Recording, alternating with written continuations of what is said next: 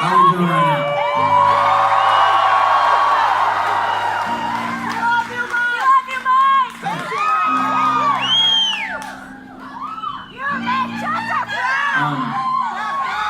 You guys are so tall.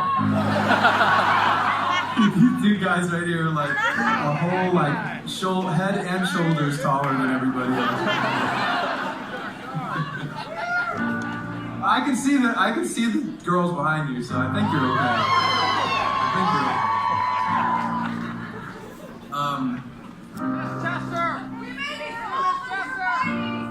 So let's talk about Chester real quick.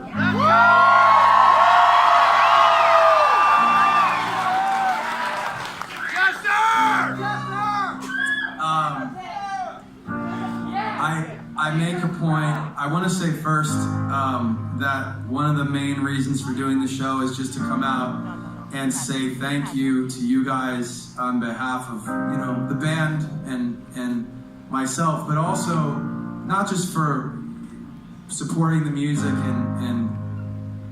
and giving us, you know, an opportunity to be musicians for a living, but also for the amazing support and the messages and the murals and the tributes and all the incredible stuff that you guys did in the last year and change. So yeah, so one of the reasons why I wanted to do this tour is because of that, because I wanted to come and say thank you in person.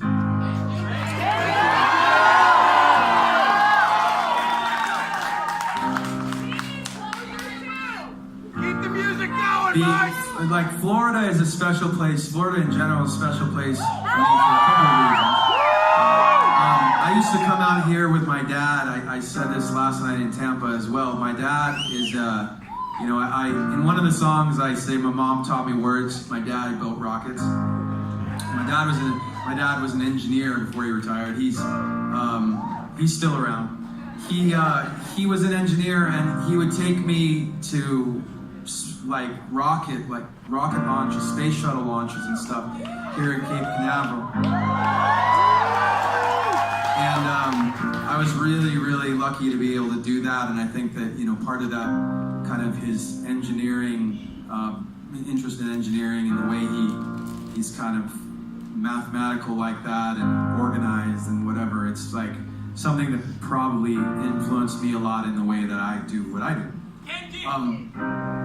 And the other reason that is, you know, so I spent summers here once in a while when I was a kid. I love it.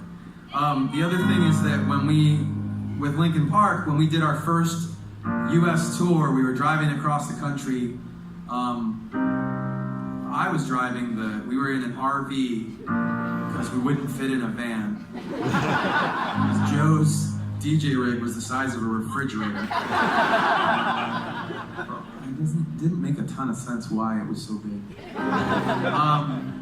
And I was driving most of the time across the country, and we did our first show actually I think it was St. Petersburg, Florida. Cool. You weren't at the show, were you? Anybody? Wow. Holy shit. You guys are old. Old like me. Thank you guys so much for sticking around for so fucking long. That was wow.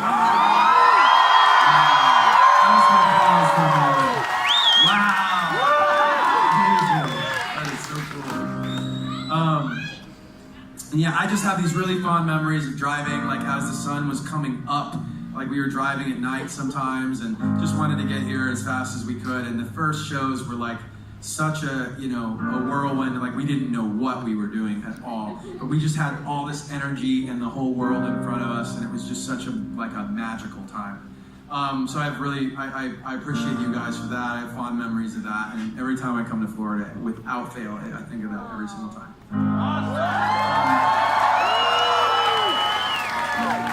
And yeah, in those days, like Chester he was so crazy. Oh my God, he was so crazy.